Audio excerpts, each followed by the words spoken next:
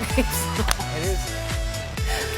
A new study shows the NAPLAN test results at private schools are no better than in public schools. So, are private schools a complete waste of money? We are joined by commentators Nikki Osborne in Melbourne, Jane Caro, who's in our Sydney newsroom. Nikki, let me go to you first. Private schools, I mean, up to 30 grand a year.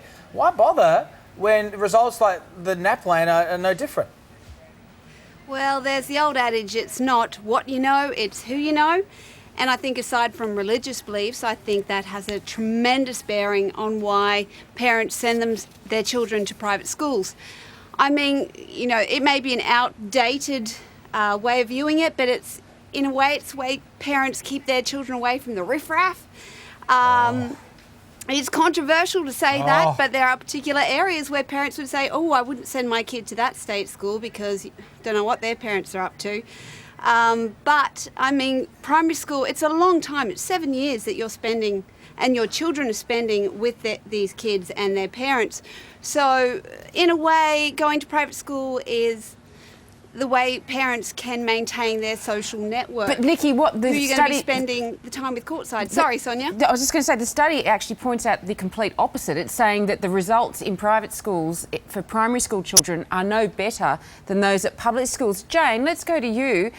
We do know that 1.2 million kids currently attend Catholic or independent schools. The number's growing each year, so why aren't they living up to the hype? Well, because we know from worldwide research that the ownership of a school makes absolutely no difference to the kind of results they get. In the top performing school systems like Finland, for example, there are almost no private schools.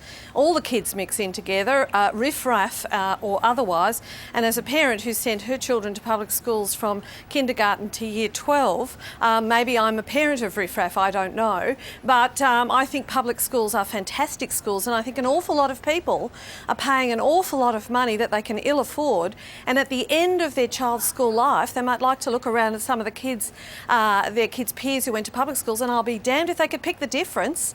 And so people need to think more carefully about what they're actually buying. I mean, this report is... Just with that in mind... Go ahead, Nick. I found, particularly in Melbourne, that it's not my view. My son will be going to a public school because there's a brilliant public school nearby. But in Melbourne, I find very much it's about the old school tie.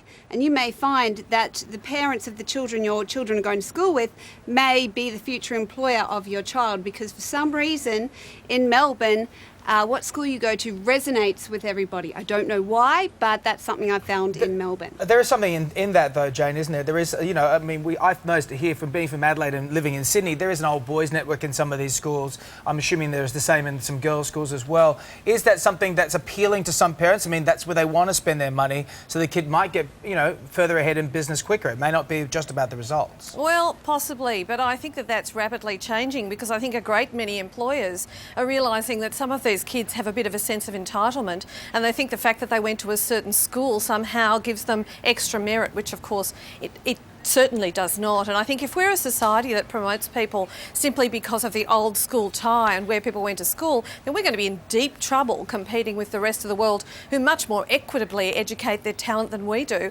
And so I think that's a very short-term perspective. And quite frankly, if your kid's fairly, you know, not exactly academically brilliant, I don't think it matters what school you send them to.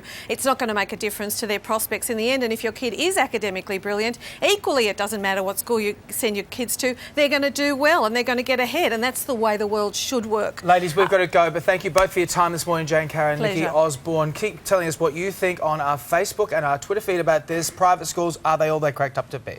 All right, let's get some news headlines.